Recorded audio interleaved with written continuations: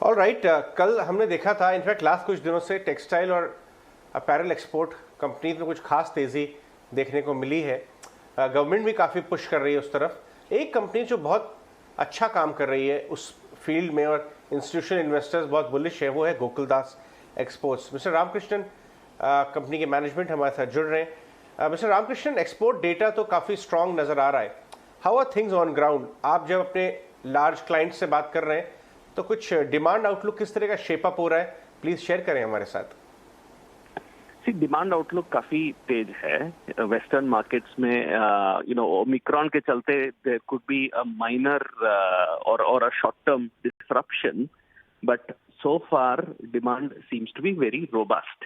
And अब 2021 को अगर 2019 के साथ कंपेयर करेंगे तो डिमांड काफी हाई है। पर्टिकुलरली आप यूएस मार्केट देखेंगे तो यूरोप में भी काफी हद तक 2021 has come out more or less equal to 2019. So pre-COVID to post-COVID demand has only gone up. E-commerce sales काफी strong है. So most of the buyers are buying more and more goods to stock up their own inventory as well as to sell more, which the customers are buying. तो ये एक trend चल ही रहा है। Omicron के चलते उन मार्केटों में थोड़ा सा अगर स्लोनेस भी आ गया तो वो ओवरकम करके फिर कंटिन्यू होगा। बाय एंड लार्ज कोई लॉकडाउन या शटडाउन नहीं बात कर रहे हैं वहां पर। दूसरा साइड से सप्लाई से आप अगर देखेंगे तो places like China is continuing to go through a slow decline, और वियतनाम वगैरह में भी काफी लॉकडाउन था, तो उसके चलते demand on Indian producers is continuing to be high. So those who can step up and supply, उनके लिए डिमांड अच्छा ही है और वो कंटिन्यू होगा 2022 में भी।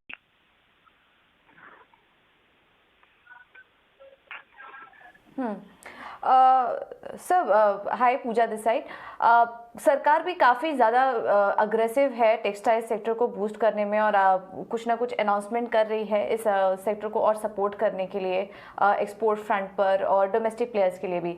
आपको क्या लग रहा है अभी तक जो कदम उठाए गए हैं सरकार की तरफ से कितने मददगार होंगे कंपनी को, जो घरेलू कंपनियां हैं उनको आगे व्यापार बढ़ाने के लिए, और क्या कदम कुछ करने की ज़रूरत है इस वक्त सरकार को?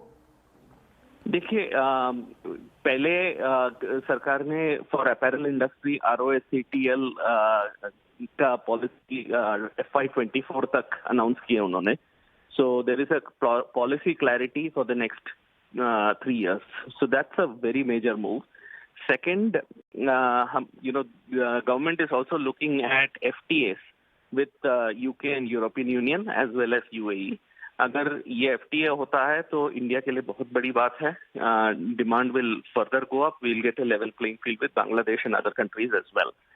तो ये सारे मूव्स बहुत ही अच्छा मूव्स है and government of India should be working on it. Apart from that, they have introduced a PLI scheme which will help those who are interested in the man-made fiber space. So government support is strong for this labor-intensive industry, which is textiles. And if that can create a lot more capacity in fabrics, in spinning, as well as in garment production, then it will be good for the country, क्योंकि capital formation और साथ साथ labor employment generation भी काफी होगा, and government is extremely supportive.